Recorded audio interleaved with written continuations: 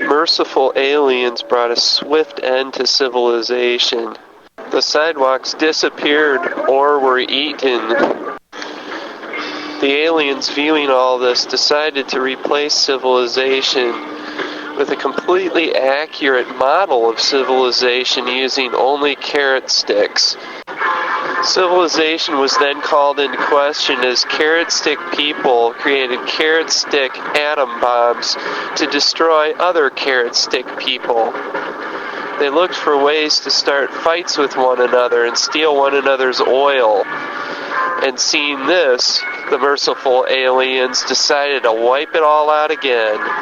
And this time in recreating civilization, they used nothing but hammocks. Hammocks being inanimate seemed a much more logical choice, for they did not create anything. They just stood there. The hammock people did not look even at the other hammock people, much less look at them wrong or start fights with the other hammock people.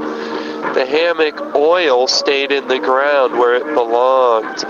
Nobody tried to drill for it at all. And the hammock society was successful and thrived and did nothing. The Welcome Back Kotter theme song pooped wildly into the air. The benevolent aliens were duly impressed by this feat.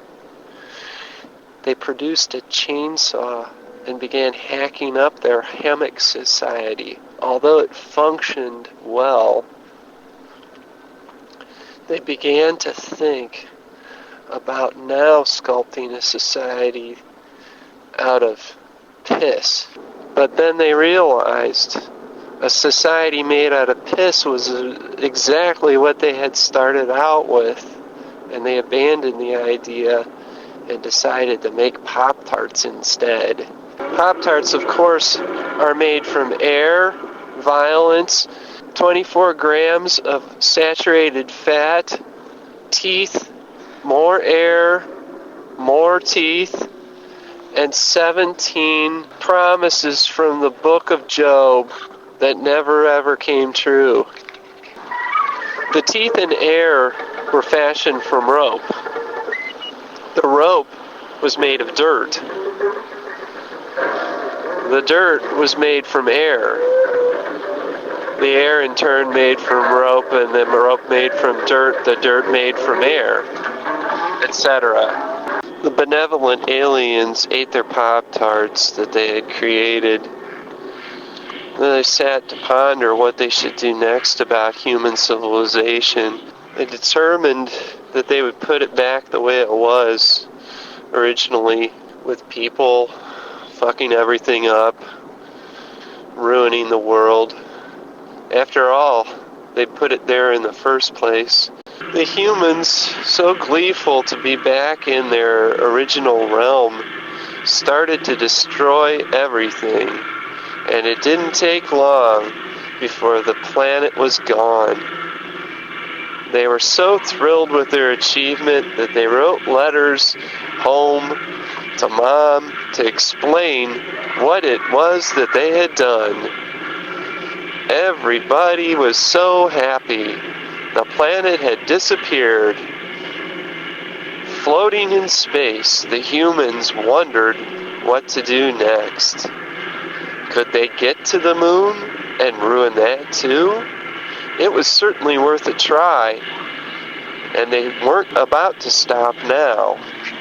Dry olive oil was the name of the man who was first to penetrate into the core of the sun, finding a hospitable environment in which to live. Actually, on the inside of the sun, there's vast mountains of ice cream, and the animal life found there is equally tasty. Glue guns were the currency for the natives of Sun's interior, which the natives were not discovered for the first several years that dry olive oil lived there. He had to travel to the other side of the mountain of ice cream, where a city resided full of what I guess you could call people, although they looked more like bullion cubes than people. But they spoke fluently, of course in a language that dry olive oil couldn't understand. Eventually, they came to an understanding, and through glue gun trade, established an economic interdependency between the two. For dried olive oil was certainly their only source of Van Halen albums, and maybe more importantly, had a monopoly on tick farming within the sun's interior. Dry olive oil got lonely. Although the natives were there, he longed for one of his own kind. So he purchased a mail-order bride by the name of Beast Cataracts. She arrived on the 20th of December and quickly began to have babies within the week. Beast Cataracts and dry olive oil populated with humans, the sun's center. So they were sort of like the new Adam and Eve, unless you count the natives there, which of course, since they were humans, they didn't. Humanus Solaris was an agrarian society and terribly inbred, just like the original humans, if you believe the Bible's tall tale, that is. So, because of the inbreeding, they were terribly stupid. Too stupid to even start any wars. Not even with the likes of bullion cubes on the other side of the mountain. The crops that were raised by the Humanus Solaris included macrame owls, Pez dispensers, licorice twists. The crops grown there were exported to all corners of the known universe, and their farming skills became renowned and envied by people such as the bullion cubes. About 35 trillion years after the society first became established, one of those assholes got the harebrained idea of heading back to Earth, check it out and see what was going on there. This particular person, Carvagina Extracted, was married to a bullion cube, which had become a pretty common practice by this point in time. Unfortunately, the Humanus Solaris and bullion cubes could not breed, because it would have been pretty cool to see how fucked up one of those things would have turned out. Anyway, Carvagina Extracted and his bullion cube wife decided to sculpt a spaceship that could make the travel from the center of the sun to Earth in a reasonable amount of time. Humanus Solaris had evolved to the point where a lifespan of 600 or 700 years was not uncommon. Bullion cubes were well known to survive beyond 2,500 years. So the journey really needed to take place in a couple hundred years to be on the safe side, as Carvagina Extracted was already 300 years old by this point in time. Carvagina Extracted's wife was named Sizzling Overload. The spaceship that they built was made from globs of pudding stitched together with thread that was made of air and dust particles. The fuel used to propel the ship was helium-based and smelled like an old baseball mitt that got left on a gravestone for a week or two.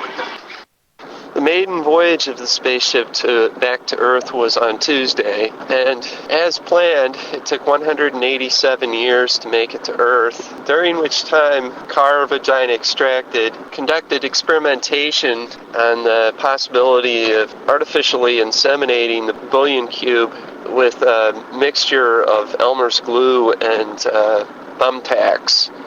It came close to working 40 or 50 times, but in the end, No results were noted. Upon the return to Earth, the explorers, of course, found no sign of life. Most of the buildings still stood in various states of decay, and the two imagined that this Earth of theirs, they took ownership of it, finders keepers, This Earth of theirs could be a new home, and they looked at a vast number of structures as kind of like a playground for them. Many of the products that had once been produced on Earth still stood on store shelves, unscathed by the demise of the demise of all life. Such things as Twinkies and cans of okra, skillets, quesadilla makers, garbage bags. Products like these were pretty much in the same state that they had been trillions of years earlier. The two explorers didn't really know what to make of most of it. Food items were largely unidentifiable as such. So they would kind of tend to try to eat things that really weren't food. And they noticed that in a lot of cases, they ate a spatula, for example. It tasted pretty much better than the things that had been considered food items originally on Earth, like the Twinkies. Eventually they took up residence in an abandoned Walmart store and began drinking the motor oil off the shelves for nutrition. They also found it a lot of fun to play with rubber bands day and night, or turn on one of the old TV sets and just look at the static. They never did figure out to put in a DVD or something like that to watch, or for God's sake a CD to listen to music. But they were at Walmart anyway, so if they'd stuck in a DVD or a CD, it would have been bullshit anyhow. They lived this way for about 30 years, and eventually, of course, grew pretty bored of the whole goddamn thing. So they packed up their spaceship again, filled it with fuel, and took off for the sun. But somewhere along the way, they saw a sign and took a left when they should have taken a right, and ended up at a different planet altogether. You want to talk about getting lost? These two were hopelessly lost. They didn't even stay in the right solar system, and ended up on the other side of the universe, finding a new planet that they called Soup in a Cup. Something that they had seen at Walmart that really stuck with them for one reason or another. The real name of the planet was Teeth in a Cup, but they had no way of knowing that. Soup in a Cup, or Teeth in a Cup, was quite a different kind of planet. Again, it was a planet that had once been inhabited, apparently, by all the unnatural structures that occurred throughout the landscape. But the structures were quite different from what was encountered on Earth. Most of them seemed to be built in the shape of a human nose. There was reason, of course, to suspect that somehow the shape of these structures meant something different than the nose of a human being, because after all, why would people who lived on this planet know anything about human beings to begin with? On the other hand, there was an intriguing possibility that some of the human beings who left Earth maybe ended up settling on this planet, and that could be a potential explanation for not only the structures that look like human noses, but also the fact that civilization seemed to be wiped out, and humans are, of course, well known to be really good at that. So again, they moved into one of the existing structures rather than building their own. At first, it was kind of weird living inside what, resembled a human nose. but they got used to it in time, and the nostrils proved to be pretty cozy, comfortable lifestyle to be had. Finding food sources was tough at first until they began to realize that chewing and swallowing the air on this planet was all the nutrition that they actually needed. If these two had been parents, they most likely would have said to their children, "Sit down and eat your air." The downside of having food everywhere, since the air was food, was that both of them got pretty goddamn fat pretty fast. Although it's hard to tell when a bullion cube is overweight. Eventually they decided that they might stay on cup of soup or cup of teeth permanently, but it was lonely, so they started posting rental notices throughout the universe in the hopes that somebody else from some planet or another would move into one of the noses nearby and, just to have some neighbors around. Eventually some people did move to cup of soup / cup of teeth, and they came from places like Hair Weevil, scooped up barf in an Ed Asner commemorative beer stein, airbrushed nostril in outer space, tit, coagulated barf demons, bunched up grand burglars,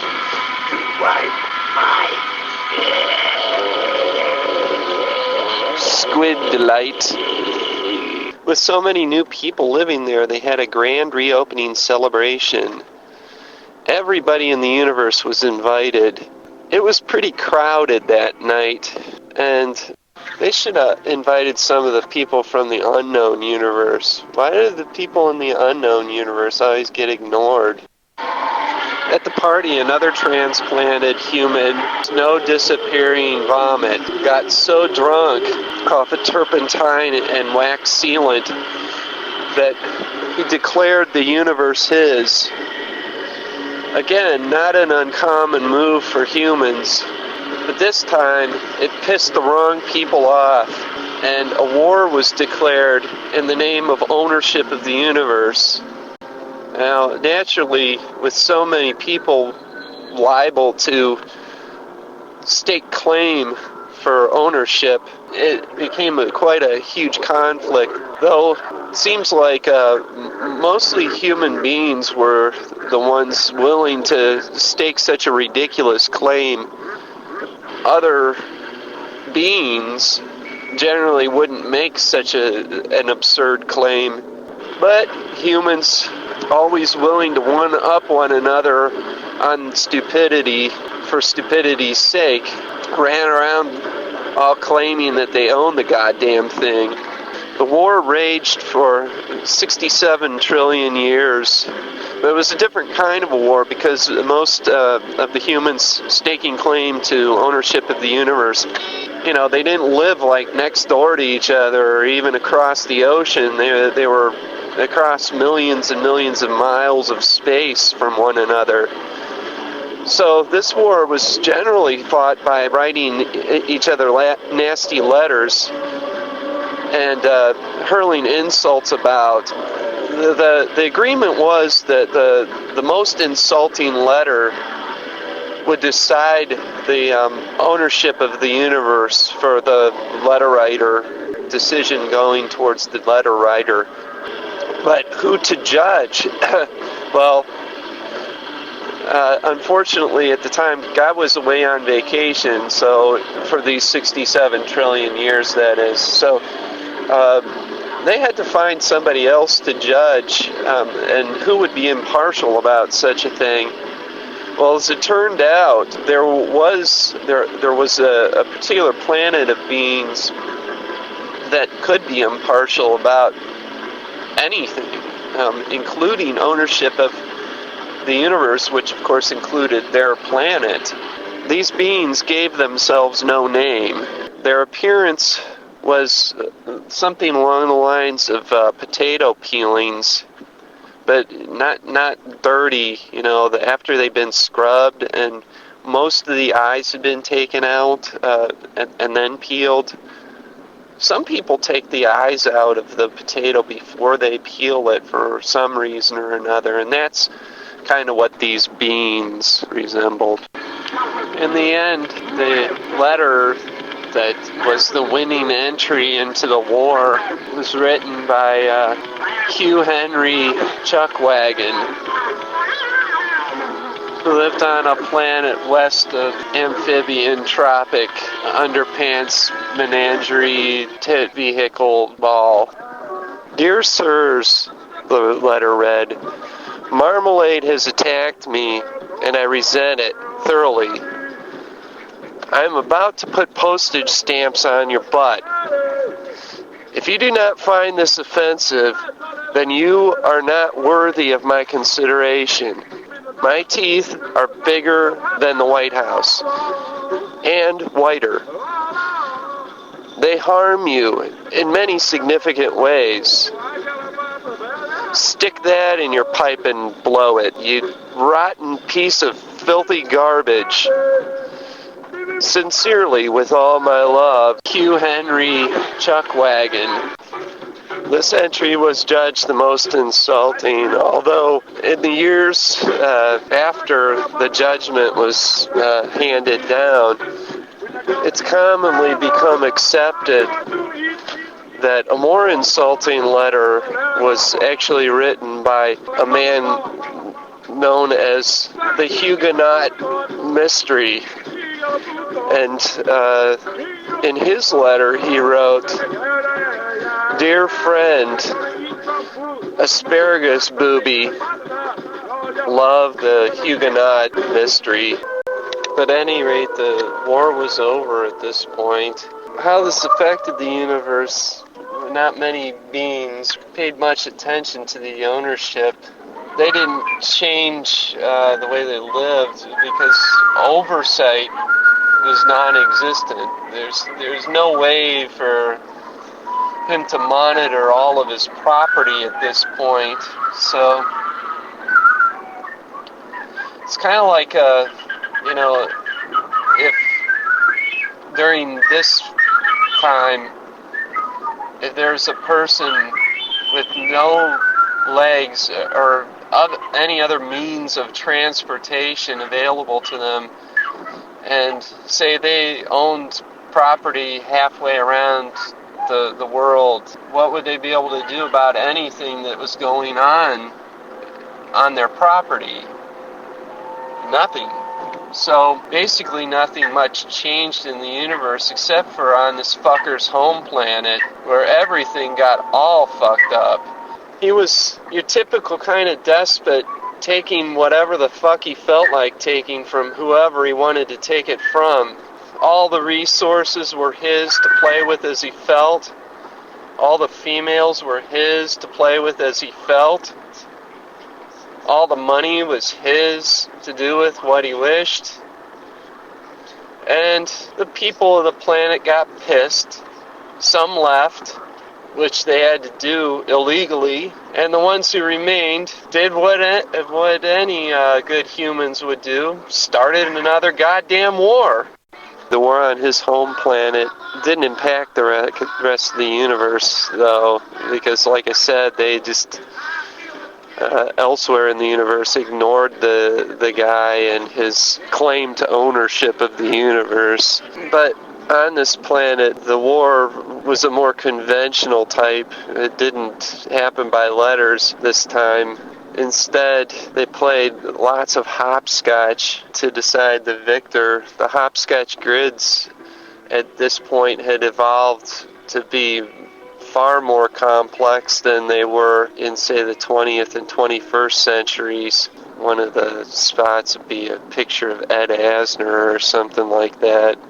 Wars are easiest to follow when there's two clear sides to the conflict, but this wasn't the case in this war. There were at least 32 different factions all fighting with one another, which made the shit ultra confusing. The vegetarians were embattled against the foot fetishists, while the foot fetishists couldn't care less about the vegetarians, but were really pissed off at the nose cancer survivors, who in turn were battling fiercely against Todd Rundgren fans. With this war raging between 32 or more factions, the mucus production of the planet increased by a factor of 53. Began to fly out as the planet spun, fly across the universe and stick to another planet. All this snot flying off this planet, lapping around, sticking to other planets and shit. Well, people from other parts of the universe started to take notice and weren't happy. So other planets got involved in trying to negotiate the peace. But they quickly found out that it was pretty much useless. These bunch of assholes could never seem to get along no matter what happened. So all the planets that kept getting snot on them started to devise a plot to blow the shit out of this planet and just fucking get rid of it once and for all. After you get snot on you a few dozen times, you start to feel that way after a while. And believe me, that's a lot of snot that has to be flying around because, you know, what are the chances that anything is going to hit a planet in the universe? Most of the universe is just open space.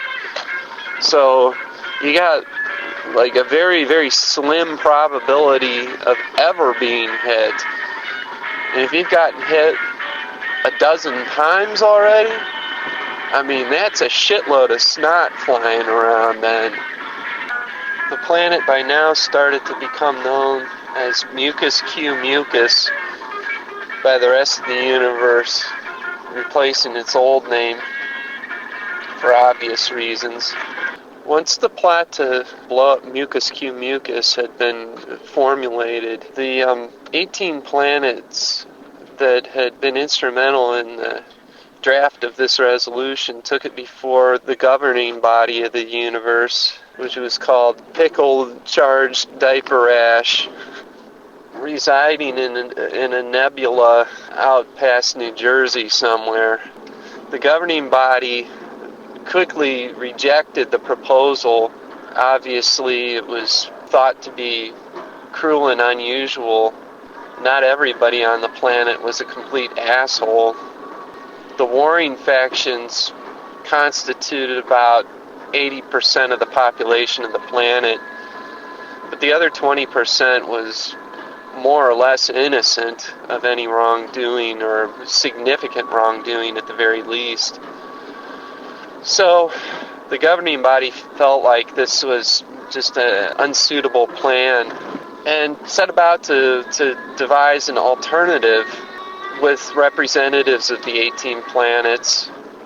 What they eventually decided upon was to take small filaments, no wider than a human hair, and tie them to any kind of anchor-like thing on this planet, on Mucus Q Mucus, like rocks that were in the ground, filaments tied to trees, mountains, tie them to people who didn't move around very much, anything stationary basically, homes, bricks, salads, if they were placed on a table pretty securely, etc. And once all these filaments had been secured, somewhere around 600, 700 quadrillion of them, then they would be able to manually stop the rotation of the planet trick of it was to somehow get the people who weren't the assholes, who weren't in the war, to migrate to one side of the planet and leave all the other 80%, the ones in the war, on the other side of the planet to freeze to death once they halted the rotation of the planet. So they'd stop the rotation of this planet while the people who were the innocents were facing the star, and while the people who were guilty of this war were facing away from the star. Let them, over time, starve to death because nothing would grow. Again, the real problem being, how do you keep them there? All of a sudden your planet stopped rotating. Of course, you're going to start running to the side with a starlight on it, away from the dark side of the planet. But they had to think of some way to prevent this from happening. It took a young scientist named Rodriguez Beethoven to finally figure out a way to keep him there, and the answer was just showing Andy Griffith reruns on just the dark side of the planet, with, of course, dropping the hint to the innocence of the planet that it was a trap. So that's what they did. They started showing Andy Griffith reruns, and the assholes in the war stayed over on the dark side of the planet while the innocents knew better and stuck on the lighted side. They enjoyed their TV viewing, those people, but they did eventually starve to death with nothing growing over there. And thus the war was resolved. All the filaments were cut. Plants started rotating again as usual. Mucus production back to normal. Everything more or less set right in the universe. I'd say everything was more or less set right, because nothing can ever be right where humans are concerned. You get this inner drive to see if they can screw up their own lives. Everybody's got it. You don't even realize you're doing it. What kind of thing can I do to make my life more difficult? It's a subconscious thing that's going on, but if you could voice what it is that you really do on a day-to-day basis, that's it. Okay, nobody knows that it's going on, but you keep doing it anyway. Otherwise, wouldn't it make sense to, simplify, make things simpler on yourself? Nobody can do that. That's the human condition. It's like, fuck myself up. That's what I want to do. And a lot of human fuck yourself ups are just that. You fuck yourself up. But it may not impact a whole hell of a lot of other people around you. At this point, after this war was quelled, the next considerable fuck yourself up that a human pulled that really radiated out from them was the effort of Petoskey-Vomitoskey. Petoskey-Vomitoskey's problem began when he decided to resurface his driveway. Again, a matter of making your life complicated where it doesn't need to be. His driveway wasn't in really all that bad of condition. There were a couple of cracks, sure, but he could have avoided resurfacing that thing for a good while, maybe 3, 4, 5 years. But instead of taking the easy way, he decided to complicate his life and take on the project anyway. And that started all his difficulties. And as I said, not just difficulties for himself, but this was the next great human problem throughout the universe. So the shit sprayed when it hit the fan. The material he used to resurface his driveway was a toxic kind of mixture, as is pretty usual. But in this particular mixture, which was a specialty of a company called Evil Surfaces Enterprises United Paving, included as one of the ingredients for no good reason whatsoever except to be bastards. They included phenol, or Petoskey Vomitoski overdid it as far as resurfacing was concerned. He went over that surface like 85 times for God knows what reason. Probably an OCD.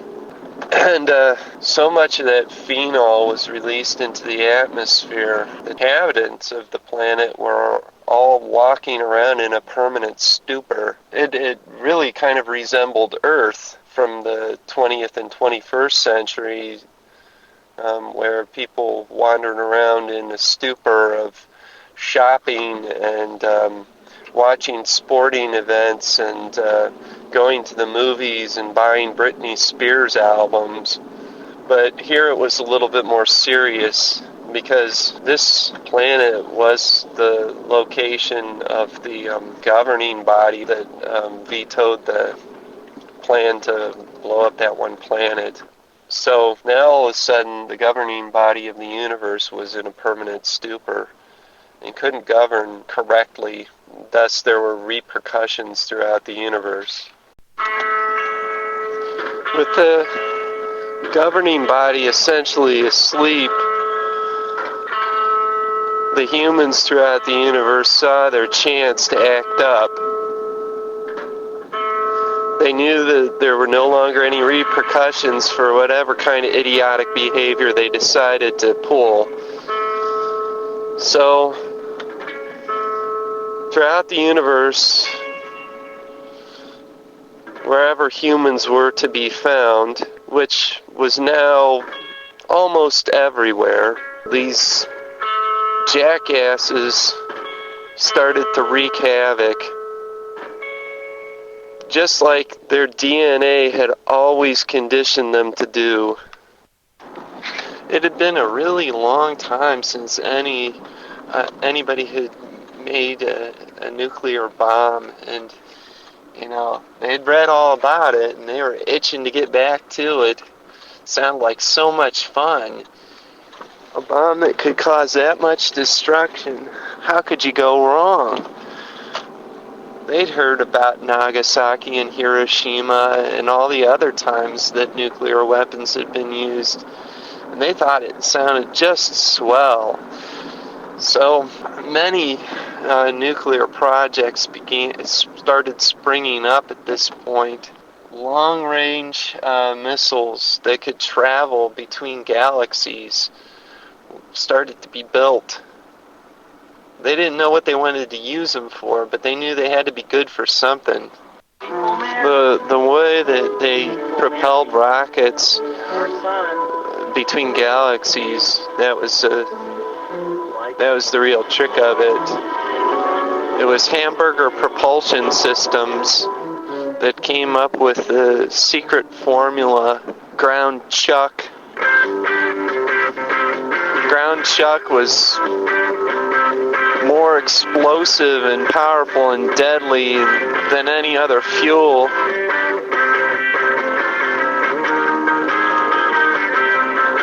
The more fat, the better. The development of the bombs and the propulsion system really didn't take all that long, a couple hundred years to develop. And once it was developed, they really had to start thinking about how to use it. I mean, why have it if you don't use it? Those old days of just having it as a deterrent, those are long gone, and, they built them to use them. They just had to figure out where to point them. One of the neatest things that some humans could think of to do with the their new toys was to blow up stars. Just fuck with the gravity of the universe. Seemed like a really fun thing to do. Just see what happens, just again, like Nagasaki and Hiroshima, just to see what would happen. And the first planet to do so was Shasta Crinkle, and they didn't want to blow up their own star, obviously. So they blew one up that was 3,000 or 4,000 light years away. So the star that they blew up didn't have any life-sustaining planets in orbit around it. The short-sighted beings from throughout the galaxy at first kind of regarded it as a really neato experiment.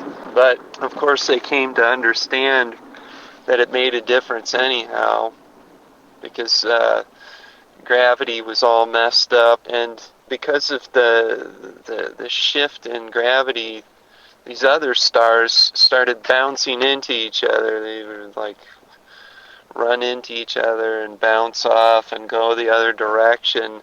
There's some pretty sound science in all of this. The other stars in the vicinity started just ramming each other like one of those demolition derbies at the county fair. It had big dents in the stars. Instead of looking around, they were all oblong and shit. Looked all nasty. It spread. It started to spread, this freak occurrence. I guess that one star that was blown up was kind of like the anchor to all the stars in the whole universe, and once it was gone, it was just like everything was a mess. It kind of figures that this would pretty much destroy the universe.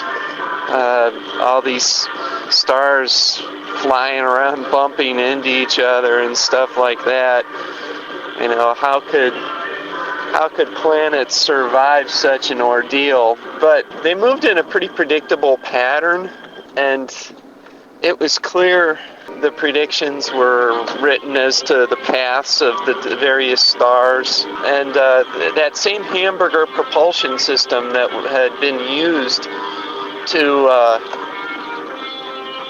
blow up that star in the first place was now hooked up to all the life-sustaining planets, and they were actually able to change their orbits to coincide with the movement of the stars, and programmed it all into massive computers to constantly be correcting for the movement, so that although they were constantly shifting orbits, it was undetectable on the ground.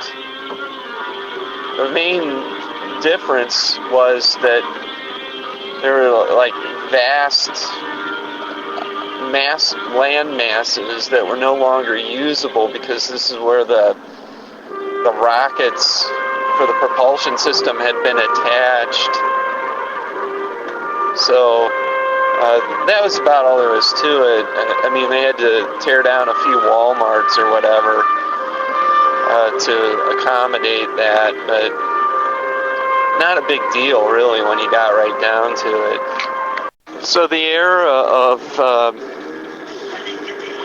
moving stars and changing orbits had started when stars migrated really far, which started to happen. Then you get like when they're bouncing into each other, there would be like intersecting orbits of planets, inhabited planets.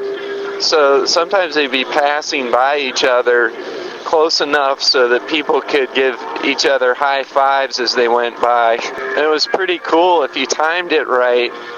As the two planets were passing by each other, You could just step off of one planet onto the other one that was going by. A few trillion years into this new era of the moving stars, several stars had grouped themselves together so that 4 or 5 inhabited planets were orbiting a cluster of stars, and with the near orbits that were close to one another. So these 4 or 5 planets formed sort of an alliance. It was the first time in history that more than 2 planets had been clustered in one group, more than 2 inhabited planets. So these neighbors could, when the time was right, hop from one planet to the next. And even when they weren't, when it wasn't possible to do that, travel from one planet to another was pretty short and simple to do, especially with the hamburger propulsion system. Now they miniaturized the system to where it was possible to install one on a kind of like a jet pack, a backpack sort of thing. So like a personal propulsion system. You fix yourself up with a spacesuit, breathing apparatus, and you could individually jet from one planet to the next anytime you felt like it. The evolution had acclimated these humans and other beings to being able to withstand great G-forces. The planets had to be rerouted and shifted in their orbit so often that it was well tolerated by this point. The little kids on the planets found fun things to do as the planets passed nearby one another. They could TP each other's houses and egg each other's houses, and it was pretty hard to catch them unless you were ready with your backpack on to jet after them, because it went by pretty quick. The planets were usually traveling in excess of 32 miles an hour. So by the time you got your house TP'd or egged, it was too late. Gone. Then the greatest band in the history of the universe was formed at this time. It was thanks entirely to the fact that these 5 planets were all in orbit so close by. 7 people who most certainly would not have ever encountered one another otherwise formed this band. Church parking, fucker. The band members' names were Utah Crabathor, French Tickler, Cue Ball Jones, Scalloped Potatoes, Nestor Shylock, Gutter Repairman, and giant episode of the television show Columbo. Church parking fucker. Their music was a fusion of jazz, funk, smooth jazz, alternative, karaoke, Cajun music, with a twist of alternative. Apologies to Matt on the theft of that one.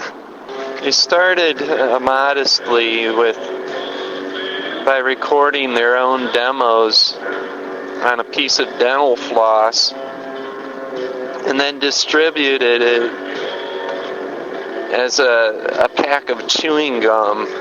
But even these meager first efforts were so well received by music critics and dumbasses of other ilk that they quickly found themselves on the fast road are in the fast lane to big super duper stardom.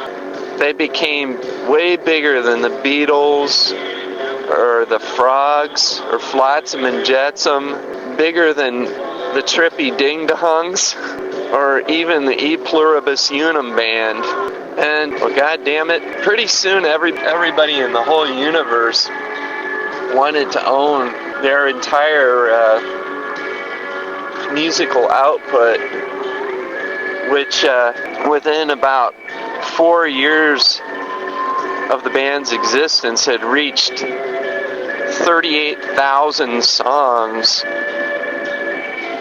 Most of them sounded exactly the same as one another, but that never stopped anybody from loving each and every one individually. In fact, the bass player wrote only one bass line that he played in absolutely every song. But somehow, the music was so infectious that people couldn't get enough, no matter how repetitive and stupid the shit was. And the band toured effortlessly throughout the universe. Before hamburger propulsion technologies, it was very tedious, and to travel from one planet to the next, it usually died before you got there anyway, because there was such distance. But now with hamburger propulsion, it was simple, and they could get to their destination planet rapidly.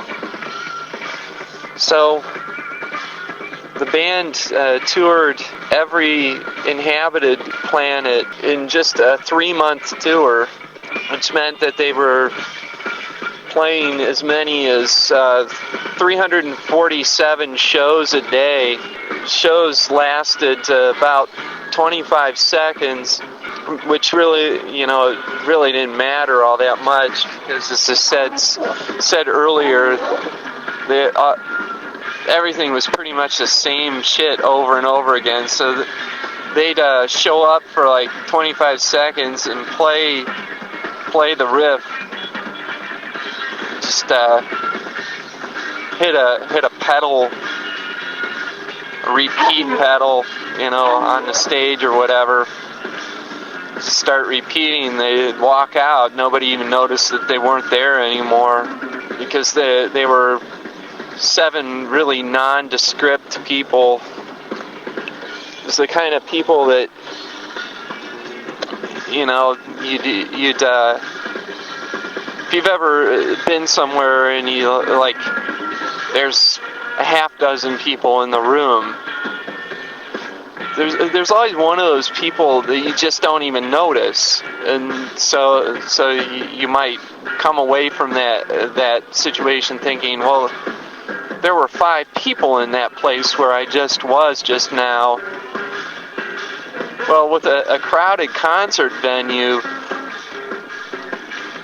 even though they were center stage and the focus of attention, since they were all so plain and banal and bland and so forth, nobody would even notice. There were still thousands of people in the concert venue, and it's hard to tell that 7 of them had left.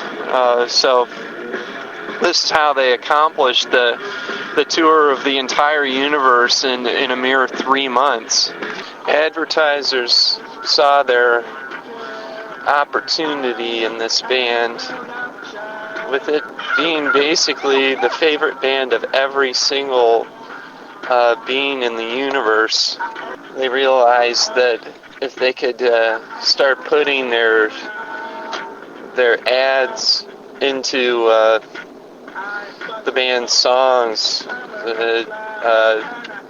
they'd become naturally insanely rich, richer than God, who made a really comfortable living. God, by the way, is like E.E. Cummings, prefers its name to be spelled with a lowercase g. After all, it's not a proper name, it's a description. It's like a baseball bat. There's lots of baseball bats out there. You don't capitalize that. There's a lot of gods too, so why capitalize? The one that just went by the name God, instead of having, a cool other name like Vishnu or Bob Dobbs or, whatever.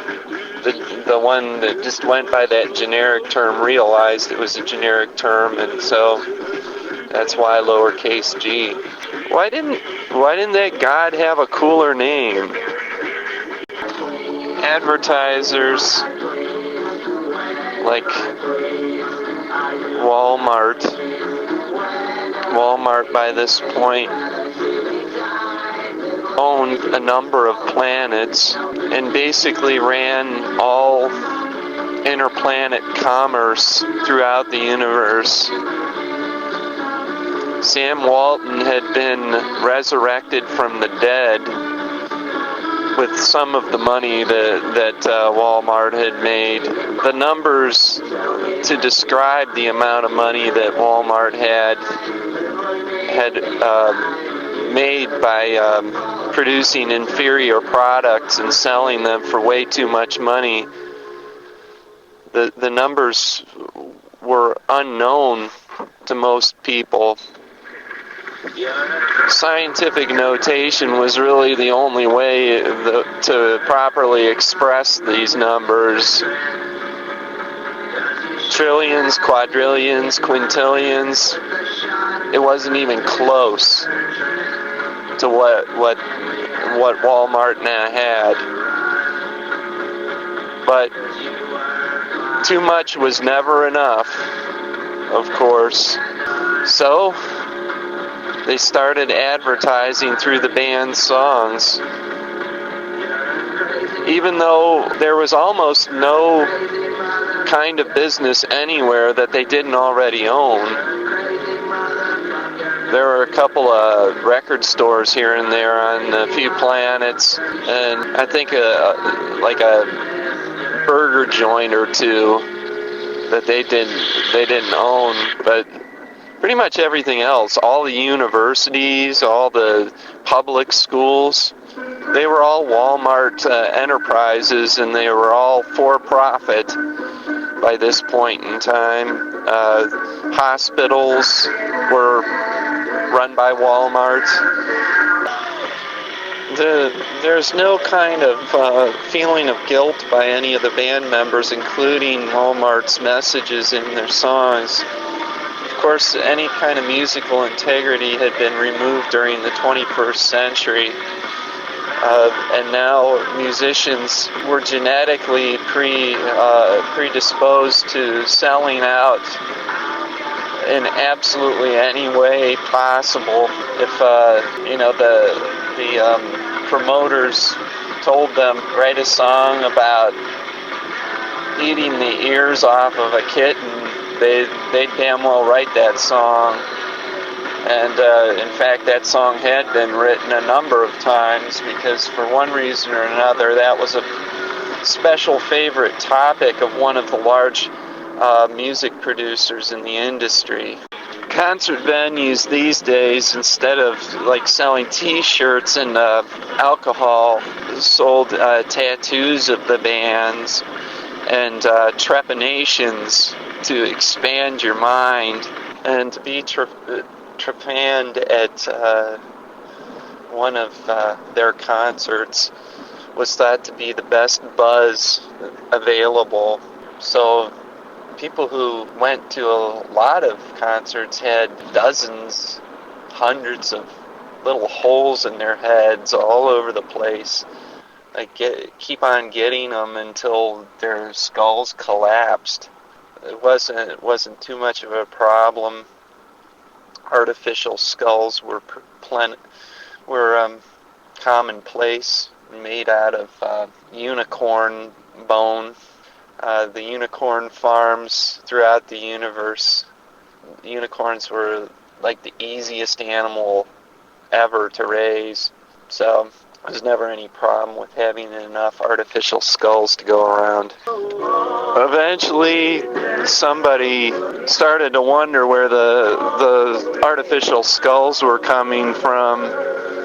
For years, nobody even really questioned it because they were having too good a time at the concerts and getting the holes drilled in their head and get an artificial skull and get more holes drilled in that artificial skull. So they didn't give it much thought for a good long time. And finally, some sensitive soul found out that unicorn horns were being harvested to provide the artificial skulls. It didn't even kill the unicorns to harvest the horn, and they just grow a new one back anyway. But of course, the sensitive folks knew better and decided that it was cruel to the unicorns. Even though unicorns totally suck, these folks took up the cause. So they took up the cause of the unicorn horns and saved the unicorn horns. Don't make them grow new horns because it's uncomfortable. Cutting off the unicorn horns was like giving a person a haircut or a toenail trim, but this group didn't want to hear it. Now Walmart, and which was naturally the biggest unicorn, was the only unicorn harvester in the world, or in the universe anyway, had kind of a rivalry with this group. And of course they had a huge rivalry. The group grew to include over 72 members, which was at that point in history the biggest opposition to Walmart that had ever taken place. Walmart's band of hitmen set out to eradicate the group, and they rubbed out pretty much all of them. But there were like 5 or 6 of them that lived way out in the country, and none of the hitmen really felt like going out into the country. So these 5 or 6 individuals just survived on producing newsletters and such to promote their cause. But only the other 4 or 5 people would read it, so it didn't amount to shit. All of these individuals were forgotten for a long time, but one of them still festered with his thoughts of rebellion. His interest in the unicorns had waned, but he invented new causes every so often to get fired up about and later forget, such as liberation of kumquat balls, extraterrestrial free-range chicken barf. This guy started making vomit bombs. A bomb, when it exploded, vomit would spray everywhere. It was slow, tedious work. Filling up the vomit bombs took him years and years. He grew very skinny from his bulimic habit, but it was all for the greater good. He planned to plant vomit bombs throughout the universe inside Walmart stores and detonate them all at the same time, spraying vomit all over their precious inventory. Even though this was kind of an infantile sort of rebellion, considering the fact that they could just wipe the vomit off and sell the stuff anyway, this guy really had it in his mind that that he was going to make the establishment pay for essentially putting everybody into a state of zombification. People were basically the alive dead at this point. Not a whole lot running through their brains. Not a lot of original thought. Not any kind of advancement in most cases.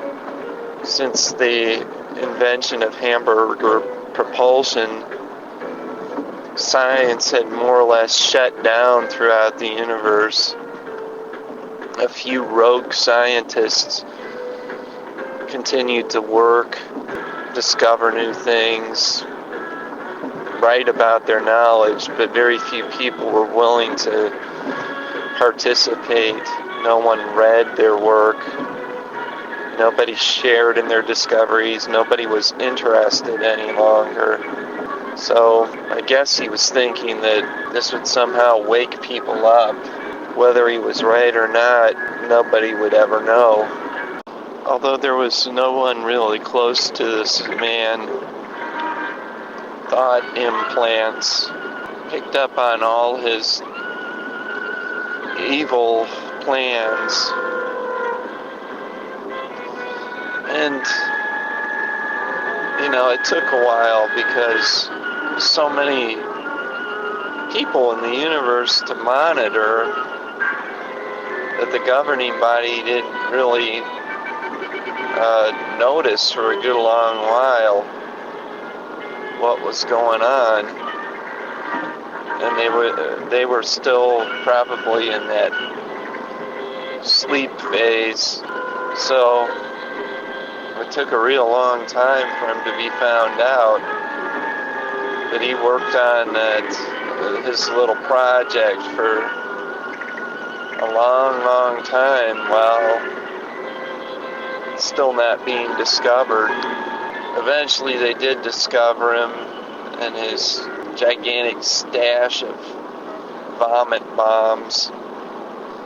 And rather than arresting him, just as a good prank of their own, they detonated him, drowned him in his own vomit. In fact, there was so much of it, it made a good portion of his planet uninhabitable. Walmart, being, of course, ever business savvy, sent a film crew along with the detonation team and filmed the whole thing. A day later, beta tapes. In the future, everybody goes back to beta tapes. Beta tapes of this vomit explosion appeared on Walmart shelves throughout the universe.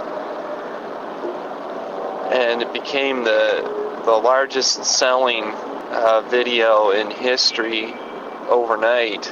So inadvertently, his actions had been of great benefit to Walmart rather than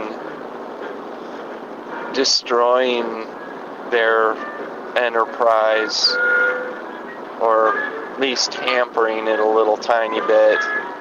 The video became more than just entertainment. It became sort of emblematic of the entire human species. And I suppose the message there was, don't try anything funny or we'll nail you. That sort of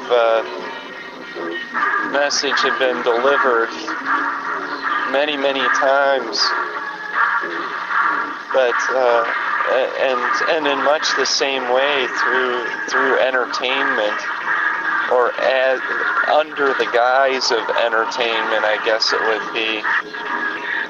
Media had been controlling people like that for forever.